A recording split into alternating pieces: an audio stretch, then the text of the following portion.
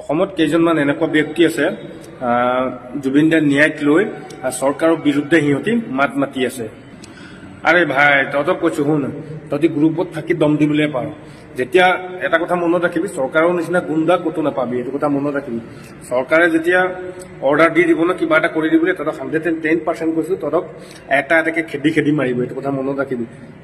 হয় নিশ্চয়, অলৰেডি আপোনালোকে শুনিছে জুবিন দালৈ কি ক'লে আৰক্ষী বিষয়াজনে, আৰু সম্পূৰ্ণ চাই চিতি আপোনালোকে কমেণ্ট কৰিব, শেষলৈকে শুনিব।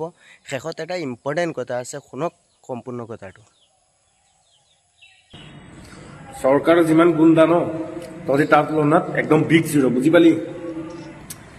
তহঁতৰ যদি নিজৰ যদি কিবা এটা যদি দম আছে, তেতিয়াহ'লে তহঁতি সেই তাত যে লাগি ফুৰাতকৈ অসমত যে ন্যায় পাবলৈ যে আচলতে ন্যায় পোৱা বুলি তহঁতি হয় কোন? একচুৱেলি ন্যায় পাবলৈ আছে চৰকাৰে ন্যায় পোৱাব।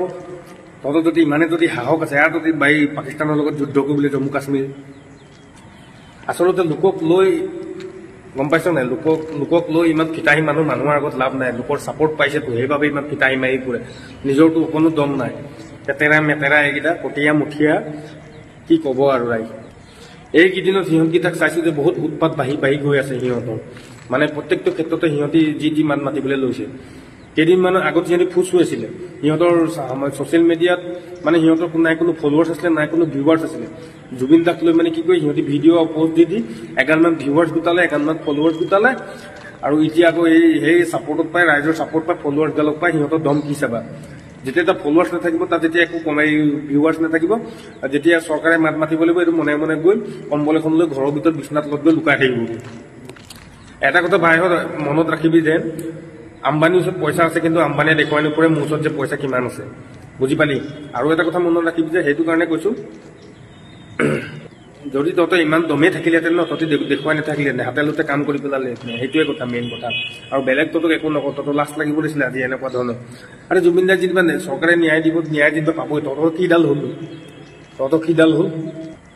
এতিয়া এই ভিডিঅ'টো চাই মোকে সকলোৱে গালি দিব, কিন্তু ৰাইজ এইটো কথা মই কোৱা কথা নহয়, আৰু মোক গালি দি লাভ নাই। এইটো কথা একচুৱেলি মোক মেনশ্যন কৰিব কৈছিলে কাৰণে মই মেনশ্যন কৰিছোঁ, আপোনালোকক জনাইছোঁ যাতে আপোনালোকে গম পাওক। আৰু যিটোৱে এই কথাবিলাক লিখিছে, পষ্ট দিছে, বা এইটো মানে মেনশ্যন কৰিব কৈছিলে, সেই ল'ৰাটোক যাতে অতি সোনকালে শাস্তি দিয়ে অসমৰ ৰাইজে, তাৰেই কামনা কৰিলোঁ।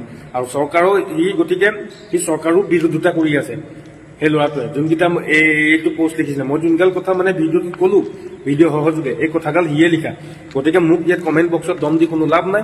আৰু মোক যদি দম দিয়া, ময়ো কাকো খাতি নকৰোঁ। মেইন কথাটো হৈছে কি, তাক একদম ৰাইজে যাতে শাস্তি দিয়ে, গতিকে ভিডিঅ'টো ইমানেই শ্বেয়াৰ কৰিবা তালৈকে পোৱালৈকে। গতিকে ৰাইজে তাক অতি সোনকালে যাতে শাস্তি দিয়ে, মই এইটোৱে কামনা কৰিলোঁ। আৰু ৰাইজে যেনেকৈ কাম কৰে, ন্যায়ৰ কাৰণে কাম কৰি আছে, ময়ো ন্যায়ৰ কাৰণে যুঁজি আছোঁ, সকলোৱে যুঁজি আছে, আৰু যুঁজি থাকিবও অসমবাসী ৰাইজে। জয় জুবিন দা, জয় আই অসম। আৰু আমাৰ চৰকাৰৰ ওপৰত পুৰা বিশ্বাস আছে যাতে চৰকাৰে আমাক অতি সোনকালে ন্যায় দিয়ে, তাকেই